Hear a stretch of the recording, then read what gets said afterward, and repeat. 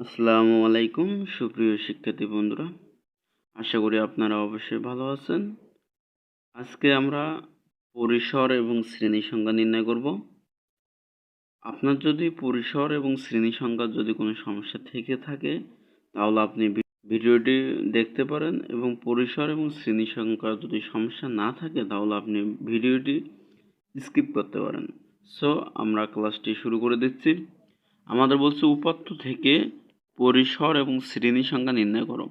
তাহলে আমাদের ফার্স্টে যে কাজটা করতে হবে, পরিসরের আমরা সূত্র দেখি আগে।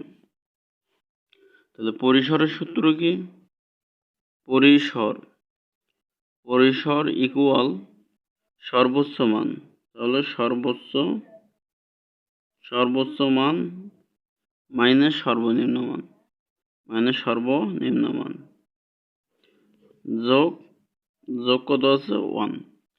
তাহলে আমাদের অবশ্যই উপাত্ত থেকে সর্বোচ্চ মান এবং সর্বনিম্ন মান বের করতে হবে। তাহলে আমরা যদি বের করি তাহলে এই উপাত্ত থেকে সর্বোচ্চ মান আমাদের কত? সর্বোচ্চ মান আমাদের 65। এরপর সর্বনিম্ন মান কত? সর্বনিম্ন মান আমাদের 33। তাহলে আমরা কি করব?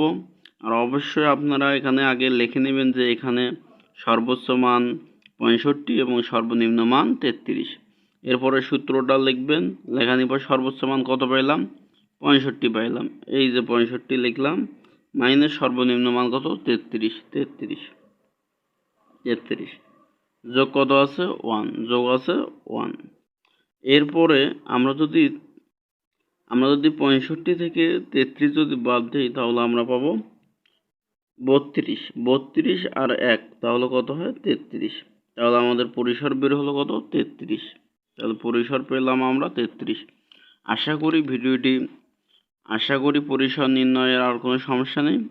তাহলে আবারও বলছি, আমরা কি করব? উপাত্ত থেকে আগে সর্বোচ্চ এবং সর্বনিম্ন বের করব। এরপর লিখব যে এখানে সর্বোচ্চ মান এত এবং সর্বনিম্ন মান এত। এরপর পরিসর সর্বোচ্চ মান মাইনাস সর্বনিম্ন যোগ 1। এরপর সর্বোচ্চ মান বসাবো, সর্বনিম্ন মান বসাবো, বিয়োগ করব, করি 1 যোগ করব। ওকে। এরপর আমরা শ্রেণী সংখ্যা দেখব। তো শ্রেণী সংখ্যার সূত্র আমাদের মনে রাখতে হবে। শ্রেণী সংখ্যার সূত্র কি? শ্রেণী সংখ্যার সূত্র আমাদের অতি পরিচিত। তাহলে কি? পরিসর ডিভাইডেড শ্রেণী ব্যক্তি।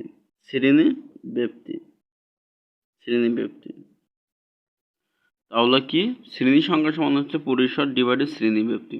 তাহলে আমাদের কখনো যদি শ্রেণী সংখ্যা লাগে তাহলে পরিসর আগে নির্ণয় করতে হবে। তাহলে আমরা পরিসর কত পাচ্ছি? 33। তাহলে আমরা এখানে 33 বসে দেবো। তাহলে 33 বসে দিলাম। এরপর শ্রেণী ব্যক্তি অবশ্যই ধরে নিতে হবে, বা কোশ্চেনে যদি থাকে তাহলে শ্রেণী ব্যক্তি আমি 5 ধরলাম। তাহলে যদি আমরা ভাগ করে দেই তাহলে কত আসবে? অবশ্যই ভাগটা একটু করেন। তাহলে ভাগ করলে আসতেছে 6.6। অবশ্যই একটি জিনিস মনে রাখতে হবে, এই শ্রেণীর সংখ্যা কখনো দশমিকে হয় না। তাহলে এটা কিসে হবে? এটা আমাদের পূর্ণ সংখ্যা হবে। তাহলে আমরা অবশ্যই সর্বসম চিহ্ন দেবো। এভাবে সর্বসম চিহ্ন দেবো, একটা উড়ানি দেবো, দিয়ে এই যে 6 এর পরের সংখ্যা কত? 7, বা আমরা এই চিহ্নটার বদলে আমরা বা ব্যবহার করতে পারি। ওকে।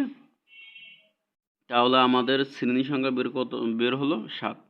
ভিডিওটি যদি ভালো লেগে থাকে তাহলে ভিডিওটির একটি লাইক এবং কমেন্ট করুন।